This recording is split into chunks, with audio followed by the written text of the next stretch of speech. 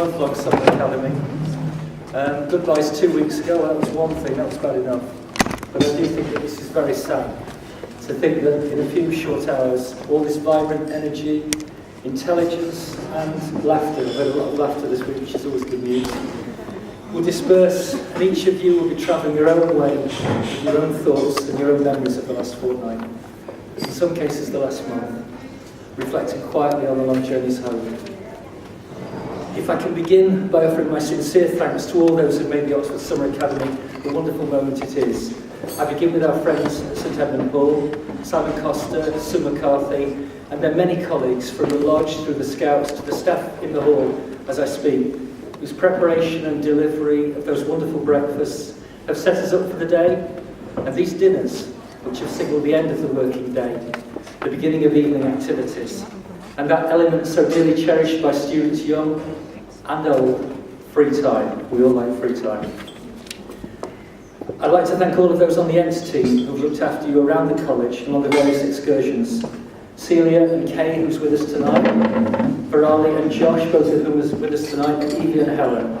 If you'd like to just rise, please, and I think some applause is due.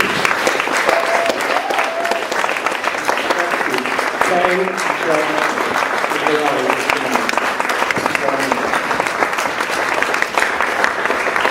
I'd like to thank you all for the constant support, the many small kindnesses you've shown the students, and especially the help that you've offered me in what's been my first year. My very best wishes to all of the ENTS team in their own studies, and my admiration for your achievements so far, which I know can be a great inspiration for our students, because what you are doing now is what they will soon aspire to.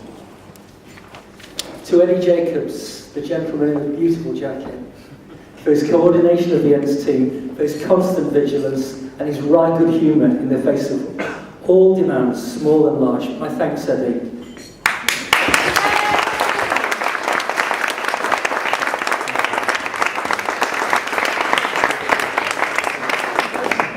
The course is cut through like Brighton Rock. Eddie, too, is an academic. He has an immensely demanding research schedule of his own, which has seen him move between Oxford and London most days, and he never misses a beat. And again, Eddie is another source of inspiration to you all. To my colleagues, the tutors, whose teaching I hope has confirmed ideas you came with, provoked new ideas, and inspired you beyond this course to further inquiry. Thank you indeed, and I would be very grateful if the tutors would rise, please, too.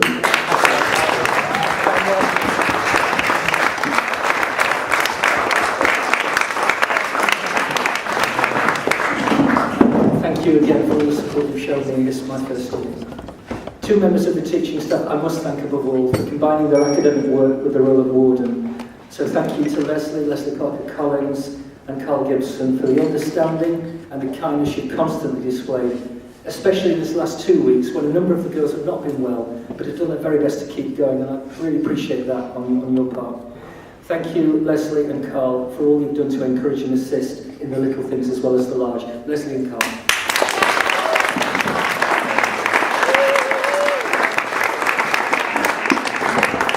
My own work as course director has been made immeasurably easier thanks to the work of two people, Harry McCarthy and Jen Deere.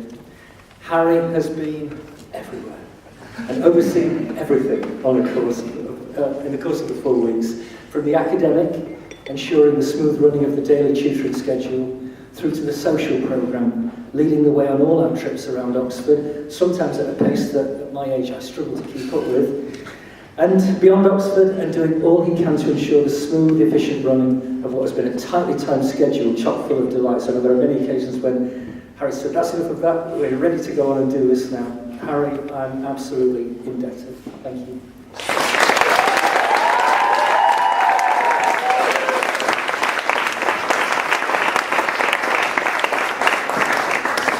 I'm glad that some of you have also been able to experience Harry as a tutor. His inspiration and work in drama with texts, ancient and modern, was made visible to us all in the performance he elicited from the remarkable Yi Cheng at the end of the first fortnight, which the guys that have been with us for the 4 weeks will remember. It was one of the highlights of this year's course. Harry, thank you for that as well. And I turn to Jen, and Jen will never thank me for thanking her because she's so modest. Thanks from all the students, all the parents, all the tutors, the entertainment staff, from everyone, Jen.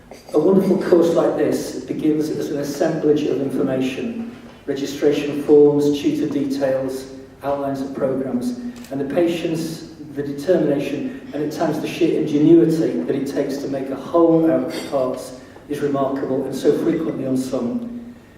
Also, in the midst of the many demands, Jen has found time to train up a new course director who is sometimes a bit slow on the IT front, and to whom she's shown constant warmth and encouragement. I can't thank you enough, Jen. As I said at the end of the first fortnight, I hope that what we've done here, all of us, has made visible for you the vision you have had of the course in the months of planning, and that also in the midst of the hard work, you found time to pause and enjoy what this wonderful combination of tutors, topics and students has produced. Jen, dear, thank you very much for that.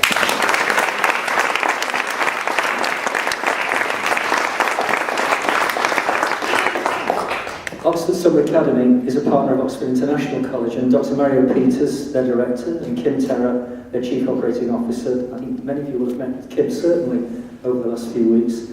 They have a great vision of what education should be, and more to the point, display a constant commitment to delivering that vision, and it's one that I share fully, and it's made it so pleasurable for me to be here.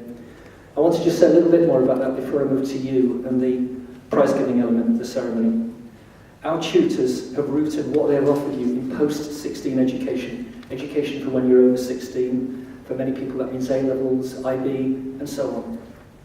But they've used your current studies as a springboard for intelligent and inspired departures to the next level of study, what lies ahead at university, and the new combinations of knowledge that await and will ignite your imagination. This was actually very neatly expressed a few nights ago in the wake of the talk on Al-Qaeda, when Harry said that Carl had demonstrated yet again that academia and research do not exist in a vacuum. I thought that was really important. I think it's one of the best sentences I've heard in 4 weeks. Academia and research do not exist in a vacuum. I was really stopped in my tracks again last night at the debate when the proposition was with the floor, the student body, and the impromptu show of hands which came to acknowledge the pressure so many of you feel to keep up appearances through these years. Perfect grades mean perfect progress to a secure future and an enviable career. Now, I'm sorry if that's the case, and I hope we've done something to make you feel that there might be another way. Maybe you feel that nothing we say to the contrary, no matter how much we attempt in this environment, on an academic course that's nevertheless a holiday course, can outweigh the reality of the school year as the grinding of the great machine.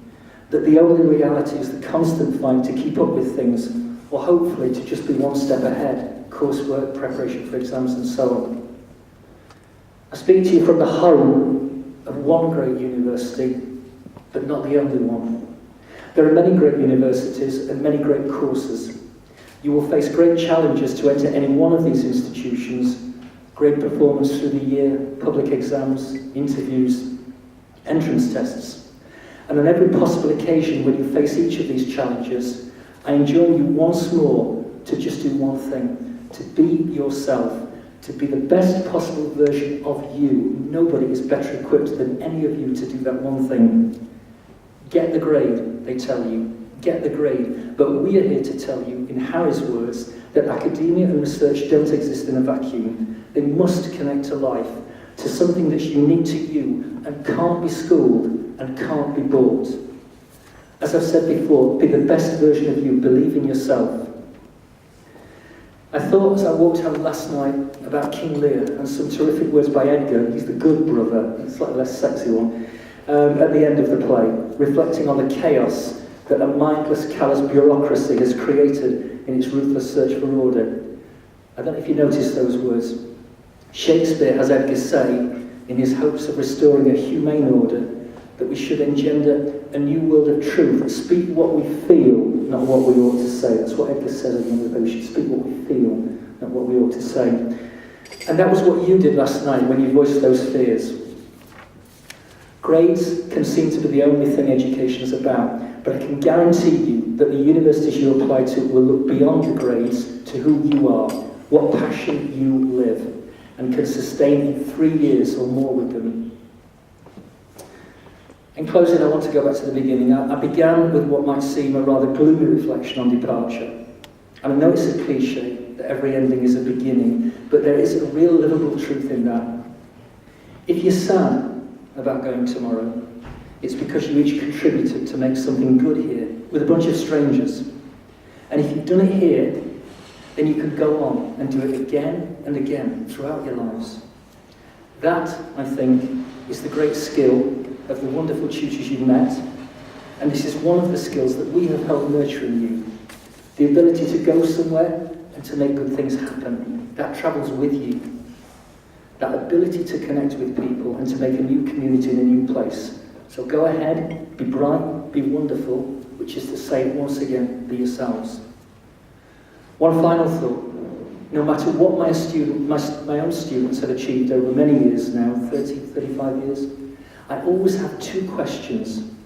Can we take it further? And where can we go today? Those are the two things I constantly ask. I'm always happy when they achieve things, but what's next? What's next? That's what's interesting. You guys are thinking about what's next after this.